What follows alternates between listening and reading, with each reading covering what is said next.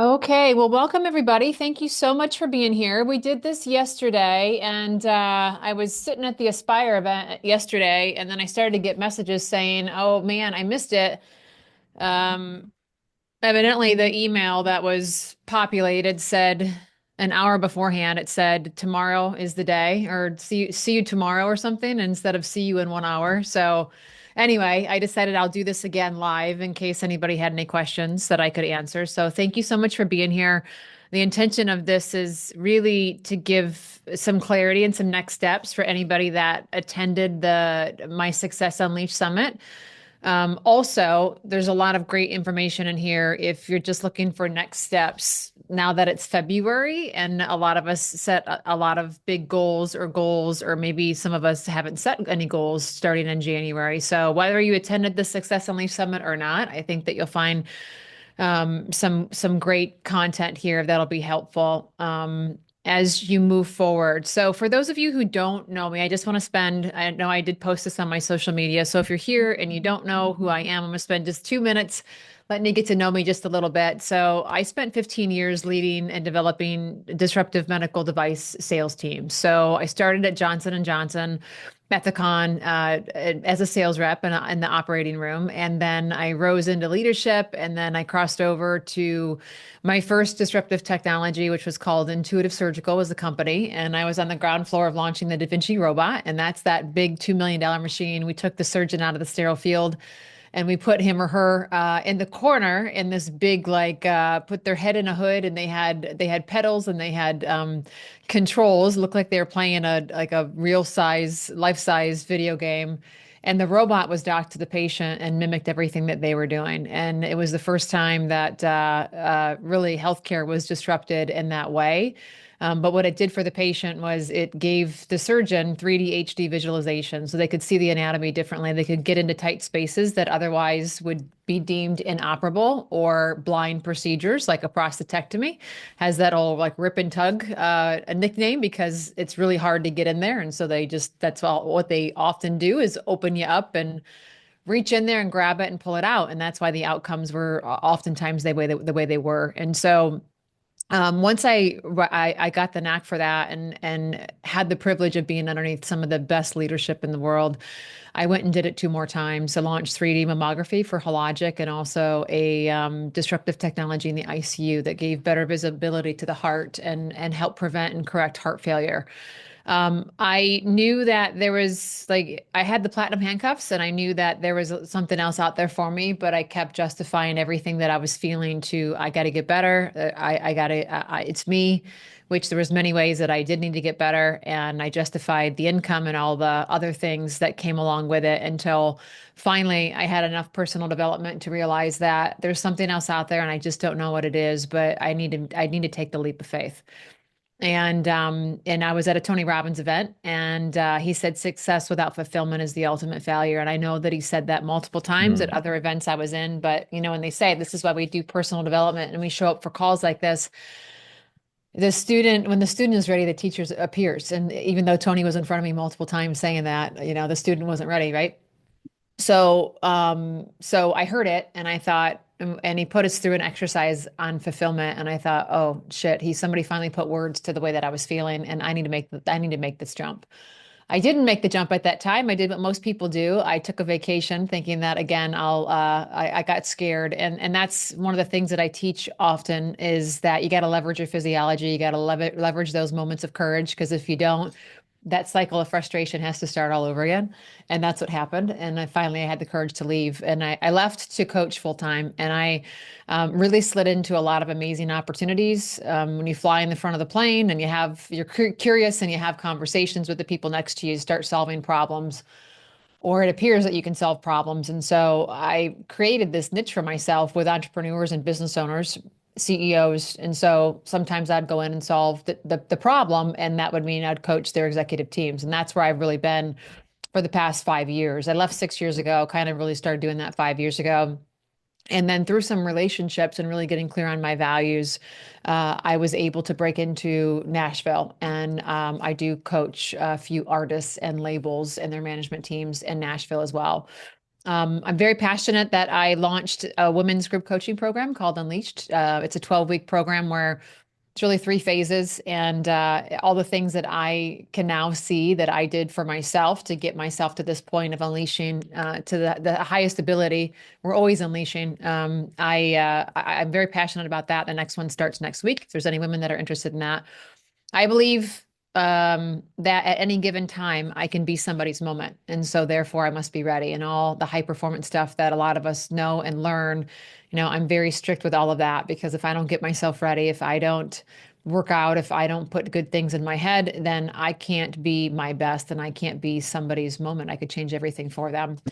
My favorite quote is, if it's meant to be, it is up to me, Jim Rohn. And I truly believe that. Okay, so that's like the resume stuff, but I think it's important for you to really get to know me. Here's a few fun things. One thing that I would love to do more of that I know I need to do more of is stretch. I'm very competitive, and every time I go to burn boot camp and they make a sprint, I'm like, oh my gosh, am I gonna pull my Achilles tendon? Am I gonna do something stupid? Because I can't not race the guy next to me. But I do realize that I need to spend some more time stretching. So that's something that I do every night before I get in the sauna.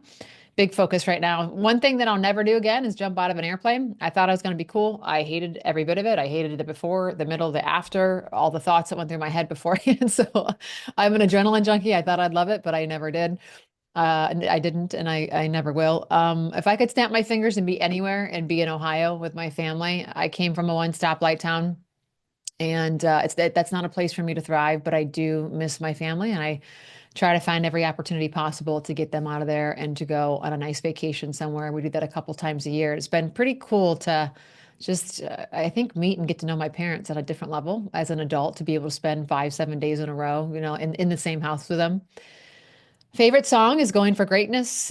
Favorite pizza food is pizza. Favorite dessert is cheesecake. I haven't met a version yet that I don't love. A lot of people don't know that through this journey of fulfillment, one of the things that was missing was to be of service. And I led the fundraising efforts for the Patriot Military Family Foundation for a number of years here in Charlotte, and we raised money and build homes for veterans that have been injured, and then also we rescue dogs through an organization called One Warrior One, who rehabilitates these dogs that are on death row, and then we give them to the soldiers for PTSD. It's really really cool. A lot of people don't know that I love a good prank. I think laughter is one of the best medicines, and this is one of my proudest pranks. I during COVID, you don't realize that you just kind of pay attention more. None of us had anything to do, and I had these new neighbors that moved in alongside of me, and their little boys were always at my house because I had these foster puppies always in my home, and I noticed how obsessive this guy was over his lawn, and so I talked to his wife. I said, I think it'd be cool if I planted fake dandelions in his yard. And so I got up at 3 o'clock in the morning and dressed as in my ninja gear and planted these dandelions. And this is the moment that he saw 'em. She was videotaping. I don't know what's funnier, his reaction or right now when he looks up to see what yard they blew in from, or her giggling in the background. But I used to watch him because I would work out in my garage. All the gyms were closed. And when he would see a weed, he'd go out there with his phone and he'd take a picture of it and put it in his app. And then he'd like figure out which concoction the app told him he needed to kill this weed. Then he'd be off to the hardware store. And I don't know, these things just come to me sometimes. I haven't pulled one this good. It's been 4 years, so I'm due. I love her laughter in the background, but I think laughter is a big piece of high performance. At least it is for me. And so I like to watch funny things and do funny things. But we're here because I want you to have your best year yet. And I want to arm you with some tools and resources that I think will help you get better and get you on your way.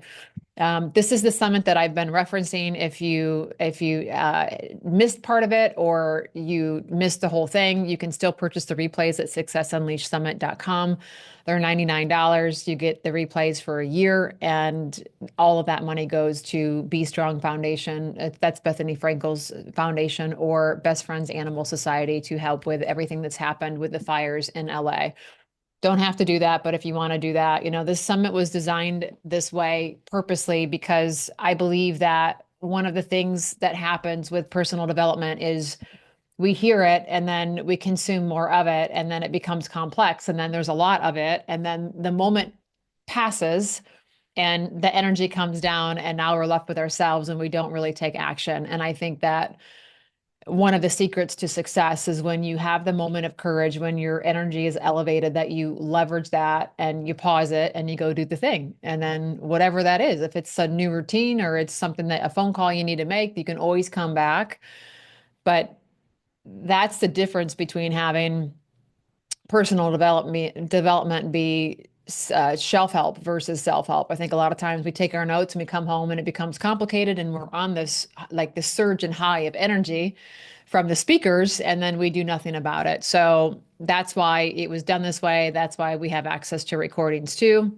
But now that we're in the first week of February, I think it's really important just to have a reality check. This is the point that I see most people get stuck. I taught 11 vision board events in the month of January between corporations in Charlotte, and then I think there was three events that were open to the public. I have one more in February. And what I find is there's so much momentum and excitement and energy to kick things off in January, and we have a lot of us have goals. And then come February, life has happened enough. Maybe we've tried a few things. We don't have a coach. We don't have the right support system. And now it feels overwhelming. We're not seeing results. We start to question our plan and we're not focused on the vital few. And there's some people that because the holidays were so busy and life is so busy, there just wasn't even a plan that was done in January. And that's okay. We don't sacrifice the whole year. Whenever it's time to revisit it, we revisit it, and maybe that moment for the first time is right now, and that's totally okay. What I find, and when I do these vision board events, all of us achievers focus on the next thing. We're like, okay, what do I want to do this year? What do I want to do this year? And I think it's really important to look back at last year and go, what's a couple things that I'm really proud of myself for? That's how confidence is built, is recognizing the things that we do and the wins, and the more wins that you can recognize every day, the higher your confidence is going to be. And so before I let people get started on their vision boards, I always encourage them and take them through an exercise to take inventory of their life and where are you right now? And it may provide a little bit of visibility of where the friction is that you're feeling inside. So this is an exercise that's been around probably since the beginning of time, it seems like, in the world of personal development. This is a wheel of life. And I just would encourage you to take a look at this and go, okay, well, how are all these categories in my life? And I can email this out. You can print it off. But if like the center portion is a 0 and the outer portion is a 10, and you were going to take every single one of these sections and color it in, and you had 4 of these wheels on your car, how would it drive? Most of the time, it wouldn't be the best ride because if you're doing really good in one area, we probably have offset in another. And as you all know, we can't focus on everything. Balance exists because we know what's important to us, but we can't focus on absolutely everything. And as we look towards 2025, I think it's really important to understand what's going on in our life and pick just a few areas. I encourage no more than 3 areas to really focus on. And if you get a lot of momentum in those areas, you can certainly shift gears and add some more things in once you get into momentum. But we've all heard the saying that we tend to overestimate what we can do in a year's time and underestimate what we can do in 5 years, 3 years, 10 years time. So when you're looking at this, spiritual is religion as well. Relationships are those really, really good, deep, trustworthy relationships. I call them your 2 a.m. friends. Somebody the other day said, "Oh, I call them shovel friends." That works too, right? Who are those people that you can just call that will be there? Do you have those people in your life? I remember when I went through my divorce 10 years ago, I just recognized that I was outgrowing a lot of my friends, and then because I didn't have my relationship with my husband anymore, I really needed to concentrate on finding those people. Love is romantic. Friends and family, that may be 2 separate categories. You could draw a line down the middle, but just kind of think about, contribution is the things that you're passionate about. For me, it's rescuing dogs, but think about these areas and can you just focus on 3 of them or less? If it's one, I think that's totally fine. Where focus goes, energy flows. So I think the number one shift to make in February, if you are feeling overwhelmed or if you just want to continue to dial things in, is remember that you have to focus on the vital few. And what are the top three areas of your life that you want to focus on for 2025? And then what are the priorities within each of those areas? And so, as an example, for me, one of the businesses that I want to grow is I want to speak on more stages. I want more visibility. And so, if that's an area, one of my three areas that I'm working on this year, well, then a priority, my top three priorities is to let people know that I want to speak on more stages. How many conversations am I having letting people know, the right people know that I want to speak on more stages? Am I looking for speaking opportunities? So you can set Google alerts, and here's a little pro tip for you if you want to be on more stages. I set a Google alert and I get emails every single day of annual meetings that are happening in Charlotte. So if there's something happening 6 months out or more, then I'll reach out to the person that's organizing it. I'll lob a phone call into HR. And whether it's just letting them know who I am or letting them know if they get if somebody cancels, I'm right here, right? Like I'm right here. I can just shoot over. That's been very helpful for me. So am I looking for speaking opportunities? Am I creating those relationships? Am I capturing? Is my team going through my old content and making sure that we have that in a cadence on social media? So the area again, one of my top three areas is growing my speaking, and the priority would be what are my daily method of my daily method of operations? Is it included in that? Is reaching out, posting, having conversations included in that? So what we came up with is we'll post a reel once a week or a picture of me speaking. I'll have a conversation every single day with somebody, letting them know, and then I'll apply to speak or have a conversation, letting somebody know that I'm interested in speaking at least 3 times a week.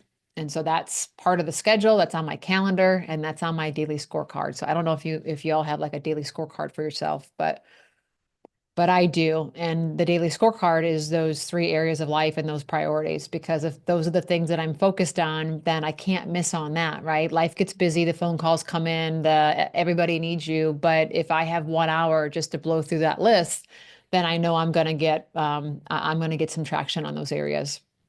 And that's what I'm talking about here with a win plan.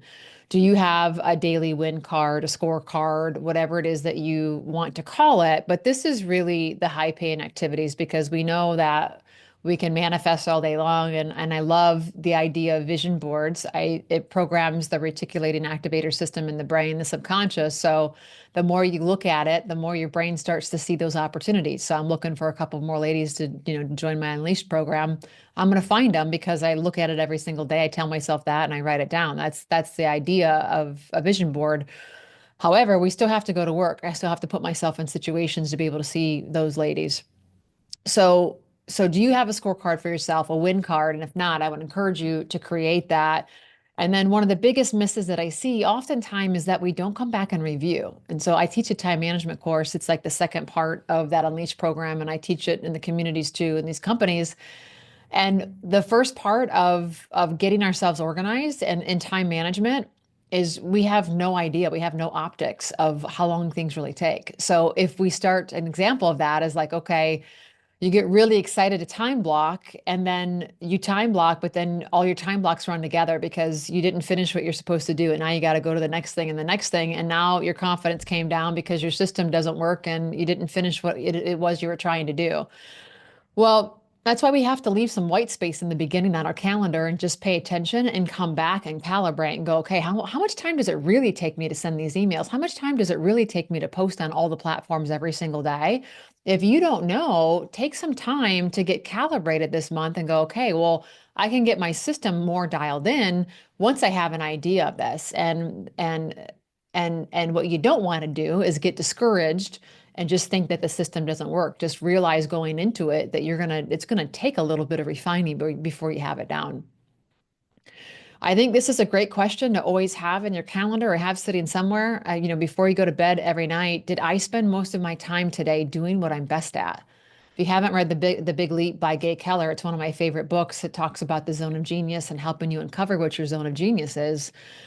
But if you're working on all this little piddly stuff and you're not moving the needle forward, A, your business is not going to fly. You're going to be frustrated, but it's also a recipe for burnout because you're spending all your time doing the things that you don't really love. And if you spend more time doing the things that you love and that you're really good at, then it just becomes very effortless.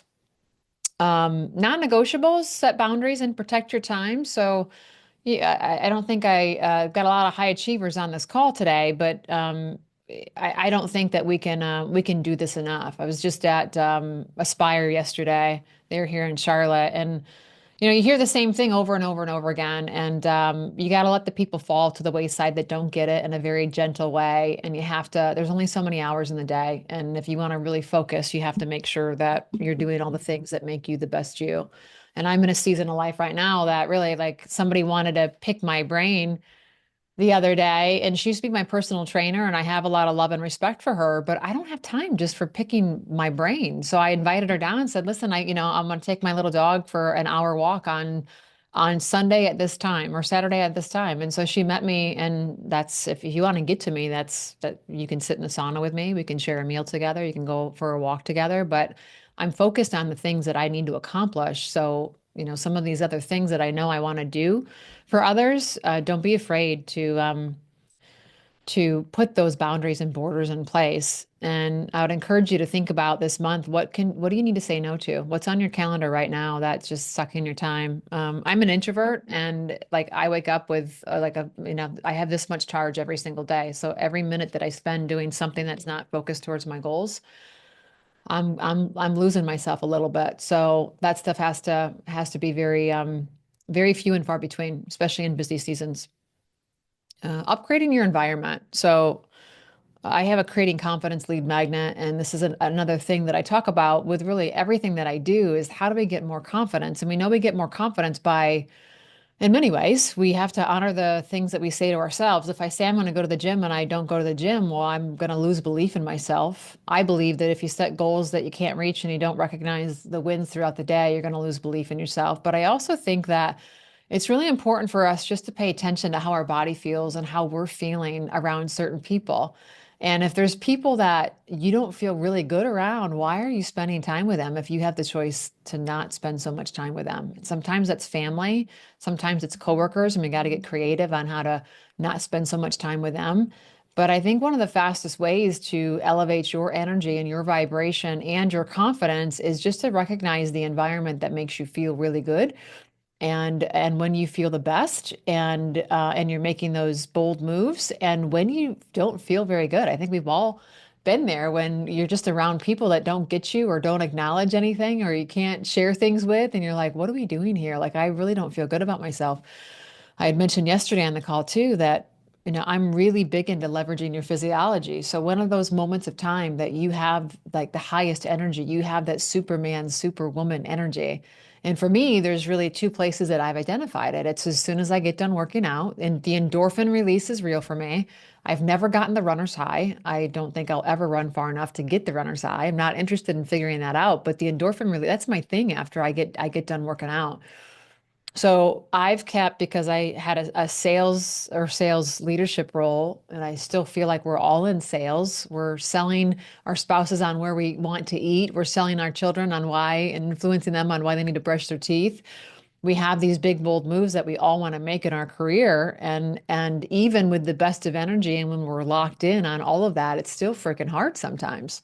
So I make those big, bold moves when I have that superwoman energy. And for me, it's as soon as I leave the gym. So my chicken list is on my front seat. It's been there for 20 years. And I'm going to send that text or leave the message or make the phone call at that moment in time. I wanted to do a partnership with Aston Martin here in Charlotte, and I made that call right off after I got off at the Today Show. So it's working out or it's being on stage or live TV. There's something about that energy that's just, I'm at my best. And so I know, and I purposely plan to make those moves. You think about those days, I know myself, and I know that if I live alone, if I'm here, and I don't have physical contact with other people, like live conversations, maybe I'm having coaching calls, but my energy is just not as high. So for me to make those bold moves, the things that I'm going to get in my head a lot faster here, and my energy is not going to be as penetrating as if the two areas that I just explained to you. So where can you start to leverage your physiology to make those bold moves? Is your space tidy? That's a negative vibration to have clutter around you and to not. I am a minimalist. I'm not saying you have to be a minimalist, but if there's things that around you that are cluttered, you just cannot work as effectively. As I don't care if you've had a lot of success so far. I would encourage you to take a moment to tidy your space. And I see a lot of people. Wearing multitasking as a badge of honor, and it really isn't. There's not many things that you can do because when you're multitasking, you're dividing your brain and you're switching back and forth, and so you're not doing either thing as effectively as you would if you just were locked in and focused on one at a time. There are a couple places that you can multitask though. So, we can listen to personal development while we're getting ready in the morning or putting our makeup on or making breakfast or making a recipe. I can talk to my mom and walk my little dog. I can tidy up at night while I'm on the phone. I don't tidy up in the morning because my energy is the highest in the morning. My frontal lobe, the executive function. I mean, I wake up like a rocket ship. And I remember when I was in grad school, I was getting my MBA, and my roommate was a physician assistant, and we were in the bathroom getting ready together, and she's like, "Can you just not talk?" And I was like, "Yeah." And I thought she was like listening for something. And I didn't realize she wasn't a morning person too. And I was like, "For how long?" And she's like the whole time we're in here, can you just not talk? And I was like, "Oh, yeah, I think I can do that." And so I share that with you because she was a night owl and her brain would kick into gear at night. I am like a zombie after 8 p.m., but that's an easy place for me to tidy up because when I wake up in the morning and it's time to go, my house is tidy and my brain isn't frustrated and flustered, and I don't have to spend time tidying before I come here and sit down or go work out. So just pay attention to yourself, remove distractions, add supportive elements if you need reminders for yourself. I think that's one of the things that a lot of us high performers, we think that just because we told ourselves we're going to do it, like if we don't do it tomorrow, there's something wrong with us. There's nothing wrong with us. We're human beings. We just have to recognize that we need reminders. We need some type of system and we need to keep showing up until we get it. So that's some of my secrets to everyday success and high energy. I think it's really important. I, I really think that oftentimes, again, we put so much pressure on ourselves and we almost make it seem as if we're superhuman. And in many ways, we are. But the bad days are going to happen. And so there's going to be a day where you can't get to all of your areas of your areas of interest this year and your focus and all the priorities underneath them. And so wouldn't it be better instead of just knowing that's coming and knowing that it's going to be like a gut punch and you're going to feel bad about yourself and you're going to have anxiety and frustration? At least this is the way I feel. What if I just knew on those days that when this happens, this is the one or two things I'm going to focus on so that when I lay my head down at night, I feel really good about myself. So I think it's important to have a plan for those bad days instead of doing all the things. If you shrink it down, how can you still get a W and keep your energy high so that you get a good night's sleep and you can start again tomorrow? I interviewed Drew Hamlin on my podcast a couple weeks ago, and if you know Drew, I mean Drew really doesn't miss, and he's got a level of discipline that is it's pretty gosh darn high. But I'd asked him, I said, talk about getting back on the horse and people beating themselves up. And he said something that I wanted to share here. And he said, never let one mistake lead to two. And I love that. And I asked his permission to use that moving forward because Drew doesn't drink, but it's like, if you go out and you end up having a glass of wine, you didn't really want to drink, but you did anyway, or you have a shot, a lot of people just like blow the whole night and say, well, okay, let's just blow this out. I mean, I already fell off the horse, or I had a piece of pizza. All right, now I'm going to eat the whole pie, or I'm going to go for number two. Well, you could do that, but could you also just like not let one mistake lead to two?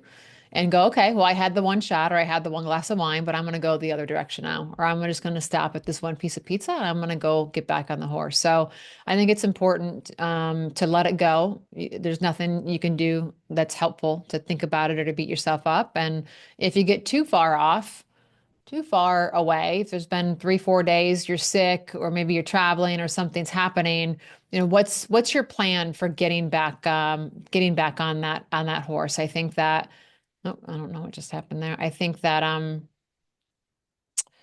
oftentimes when we get too far out there, it's hard to come back, but we all have a process of coming back. I think it's just recognizing what it is and going, okay, here's my process for coming back and acknowledging it and being aware of it. So if I don't work out for a few days, the first thing that I focus on is my protein intake and my hydration with salt. And so for whatever reason, those are my triggers to let my body know, my mind know, like, okay, we're coming back online.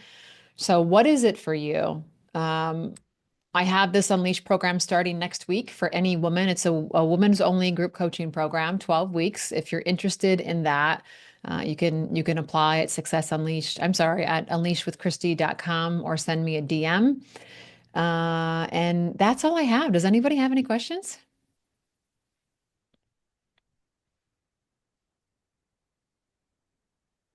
I have a quick question. Yeah. Hi, Scott. Hi. So for me, it's just like there's like this yin and yang. I'm very laser focused and disciplined as it comes to my fitness in general. Just making, healthier choices in terms of what I want to, eat and what I'm consuming and things of that nature. But when it comes to just being my authentic self, finding something that's going back to, the quote that you had mentioned earlier, that's just always like been a challenge for me. And I'm just wondering if you have any suggestions. I mean, I saw the deck, but I don't know how I could just be so laser focused in some areas of my life and then just kind of fall short in other areas of my life. It's like I've built that repetition, I've built that discipline, I built that grit, I built that confidence by creating that pattern in my life. So I'm fully capable of that. But for some reason, there's just a lot of apprehension when it comes to just kind of finding what I want to be when I grow up. So I was just want to get some feedback on that. Sure. So when you say be in your true authentic self, like what is it that you want it to do? I mean, I haven't figured that out yet. I mean, I know that a lot of us, we wear many faces. It's very easy to go into like a professional environment and just like tell everybody that we're fine when we're not really fine, and Yeah. just, carrying that like 1,000-pound burden and just, walking through life. And, you hear about people that have it all, but yet, they do something to themselves. They may take their own life, or just like from an outside perspective, it just doesn't make sense. So, I don't know. I don't know if I'm really making much sense. I just can't really figure out like why it's so difficult to just take like that leap of faith and just bet on myself when I've proven to myself that I'm able to do it. I mean, I've ran 10 marathons, I've done ultras before, I've completed 75 hard. Like everything is like lined up the way that it is. It's if I look my 20-year-old self look, they'd be like, "Oh my God, like I'm so proud of you." But I'm not where I want to be personally. Yeah, yeah. Are you like looking to change careers or start a business or do you have a business? Yeah, I mean, everyone tells me that I should write a book.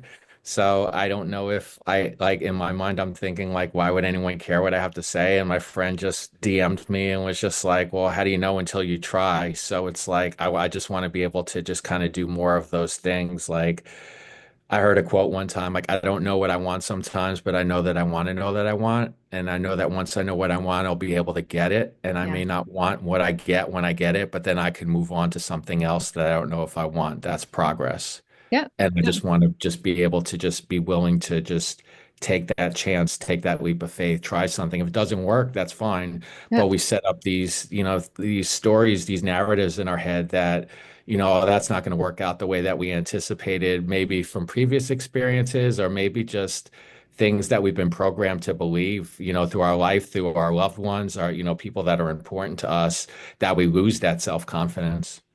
Did something happen in your past, Scott, that makes you feel like that's given you this self-doubt? Why don't you believe that you can do this? I don't know. I guess it's just because I don't really feel that like any doors have opened with when I've overexerted myself, and I feel like I just had to kind of build my own door. But of Yeah. course, there's risks with that as well. I don't know necessarily if entrepreneurship is the right route for me, but I do believe in what you had said earlier about just finding that fulfillment, and not finding that fulfillment does have consequences. Yeah. Yeah, it sure does. So the one of the things that was really helpful for me, I don't know if you what you think of astrology, but like and when I read the definition of like a Virgo woman, I was like, wow, that's pretty spot on with who I am. And then I was introduced to something called human design, and that totally blew my mind. And my brain, my human design, my energy type is a generator. And so what that means is I generate energy wherever I go. And it's funny because it's not funny, it's ironic that a lot of people have been introducing me on podcasts as an energy catalyst, an energy starter. Like I create momentum. I'm a fire starter. I start that in others. And it's true. And when you read the description of somebody in human design who's a generator, I don't have a lot of energy to go around. And so it's either a hell yes or a no. Because if I say yes to something that I meant no, I'm going to have a terrible time and I'm probably going to make you have a terrible time too. And all of that was like everything I read, I'm like, wow, this is me. This is me. The part about the generator that helped me that I want to share with you, because you may be a generator too, is I never knew what I wanted to do. All I knew was what I didn't want to do. I knew corporate America and I was earning almost a half million a year. And so I convinced myself like, oh, it's like, why is she fine with this environment? Well, it was conflicting my core values. And there was so many other things. I knew what I didn't want, and that was a great place for me to start. But when you read about a generator, generators don't know what they want until they see it. And as soon as I saw that, I was like, oh my gosh, how did I not? I knew that. I'm always the person that needs somebody else to validate the way that I'm feeling, which I still hate, but it's true. And I'm getting better at not being that way. But like a manifesting generator, and I coach many of them, and I teach this in anybody that I'm coaching, I run their human design. I have one woman who she changes gears all the time. She always wants to change gears, and she's got this vision, and she can do like 10 things. And I'm like, dude, I can barely do one, and I don't know what I want until I see it. So what that means for us generators, and you're probably a generator also, is you just need a lot of exposure because once I see it across my face, I'm like, oh, that's what I want to do. And another example. The whole reason why I'm passionate about vision boards is when I left corporate America, a good friend of mine, she worked alongside Tony Robbins for 30 years. She started with him like there was like 10 people and she was one of them. And he trusted her to go to Fiji and launch his life and wellness program, Life Mastery. When she invited me to a vision board event when I left and I had no idea what I was going to do. And all I could think of was what I didn't want anymore. I didn't want the stress. I didn't want to feel unseen, like all these things. I hate corporate politics. I go to this vision board event and she makes us purge first and just dream big and write on the back of this board before we get started. Well, I mean, I'm still struggling. Like I'm like, I don't even know who I am and I came up with a few things, and then before we could build the vision board and do the crafting part, we had to share with our neighbor.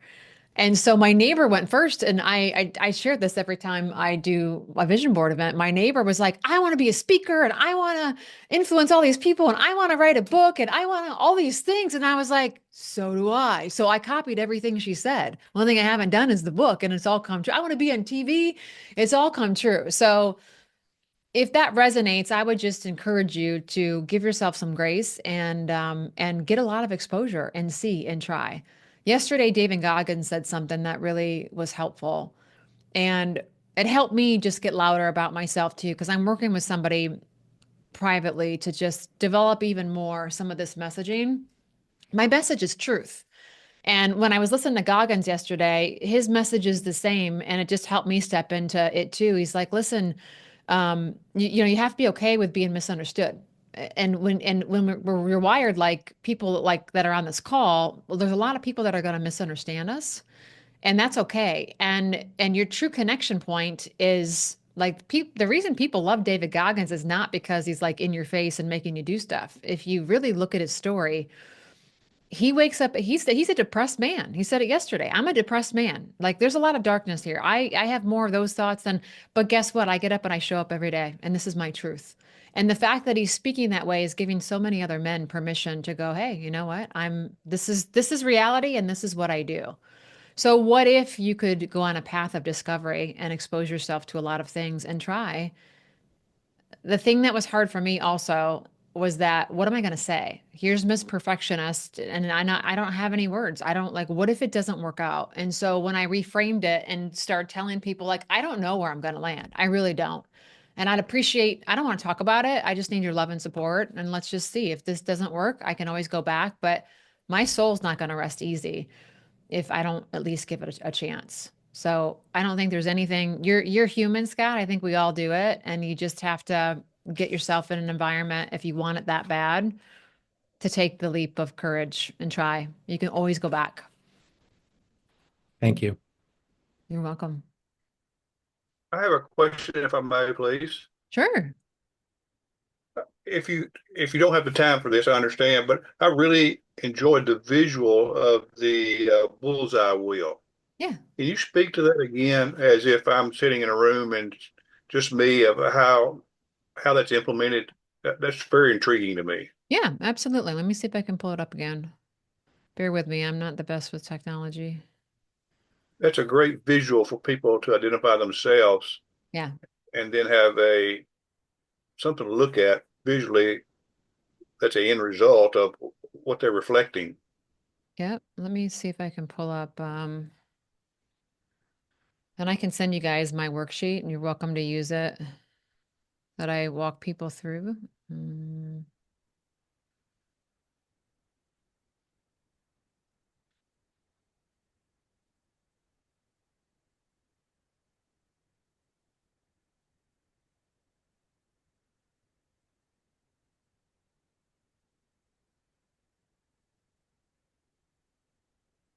You guys see this okay? Yeah, it's not the bullseye wheel, but yeah. Yeah. So Yvette, I'll make sure I get this out to everybody. So this is the worksheet that I'll send you.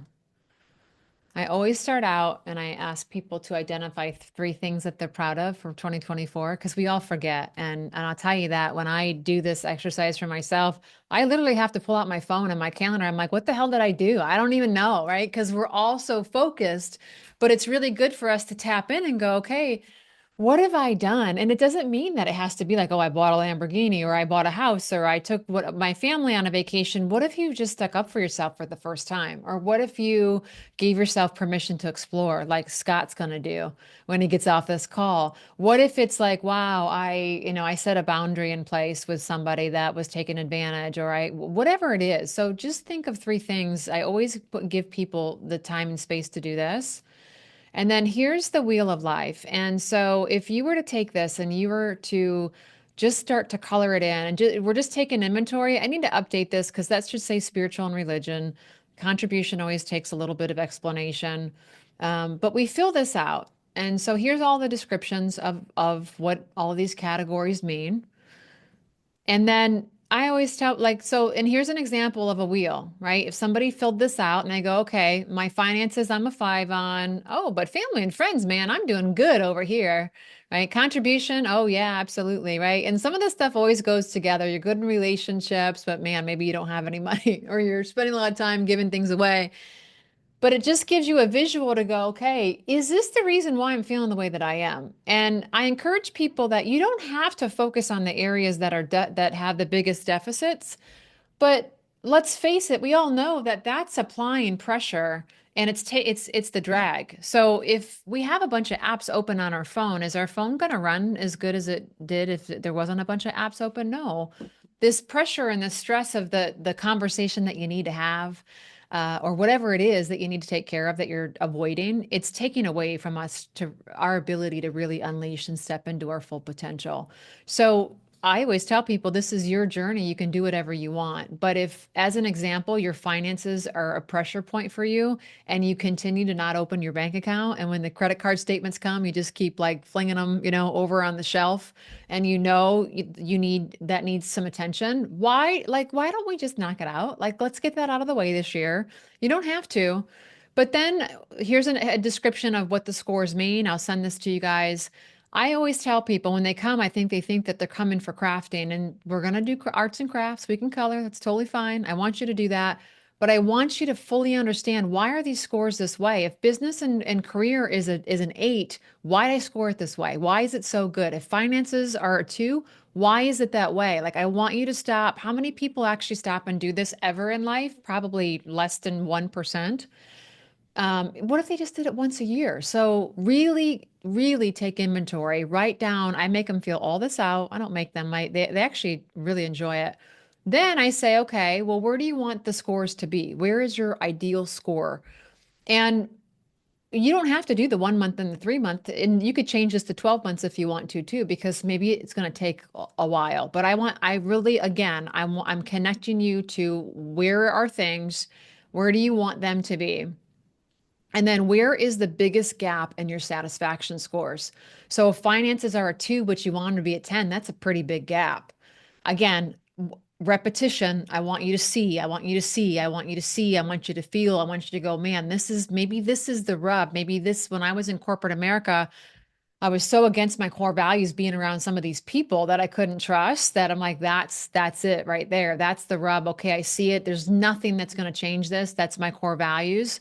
But now you see the biggest gap. Then I say, okay, what's the 3 areas that you want to focus on? Because we can't do it all. And you can always revisit this in July. I always do a second one in July. You can revisit this as much as you want to. And also, it's good to give people permission that if you get down on this path and you decide that you're going to change your mind or something doesn't work out, it's okay. You don't forgo the whole plan, just readjust and recalibrate, right? So, was that helpful, Jeff?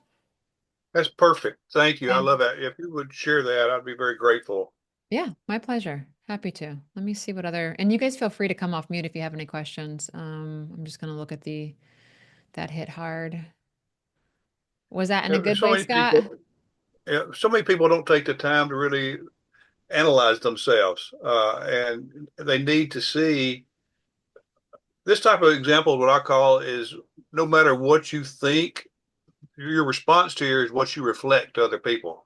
And it kind of gives you what other people may see in you in areas that you feel strong about, as you reference, areas that you may want to improve of how what you reflect.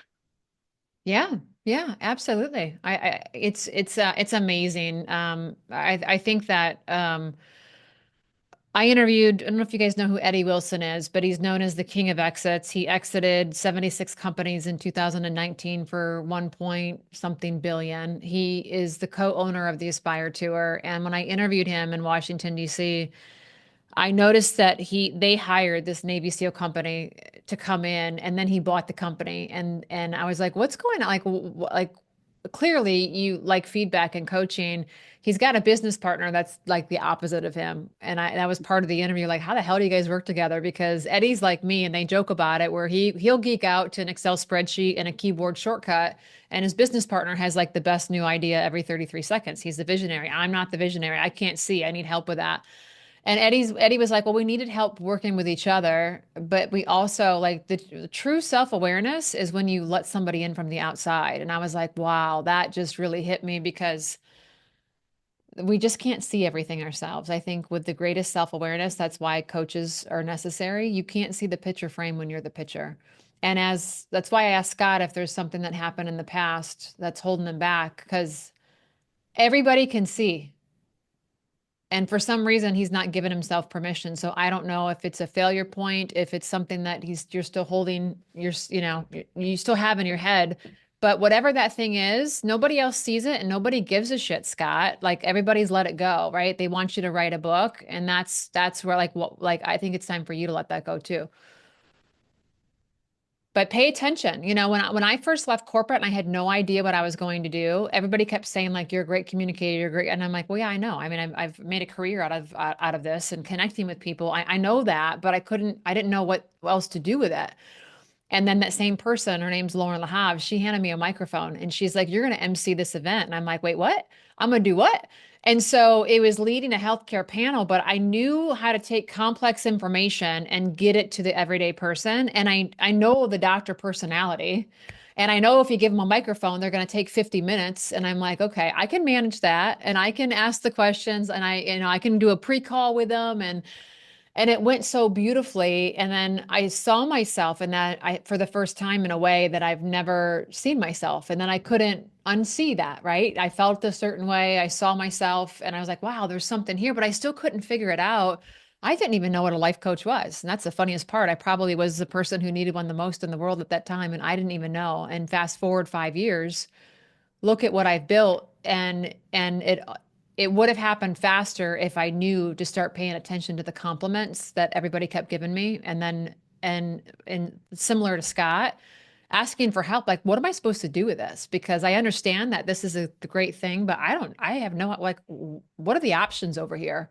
And I started exploring what are those options. At that time, I was really caught up in my ego because nobody could survive in these companies, but I could. And 5 years ago, 6 years ago, the world was taking a $5,000 certification and becoming a life coach. And here I am with an MBA and a pre-med and doing a job that nobody else could do. I was all ego focused. And I'm like, so you want me to go now be in this category with all these people that have no life experience, and right? It's all ego. And so I just had to go on my own journey to realize that what I had to say was really of value. I didn't think that I had life coaching or, business coaching experience that would be valued. And also I didn't know that it's really important to pay attention to the things that everybody keeps saying to you. That's a clue. Can you make something out of that? It's probably something that's really effortless for you too. I Thank couldn't, you. yeah, you're welcome. Anybody else? Feel free to come off mute if you want to.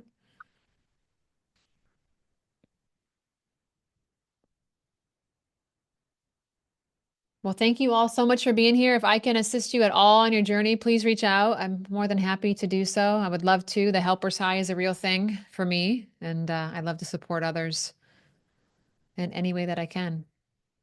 Appreciate y'all. Have a good day. Thank you so much. You're welcome. Bye.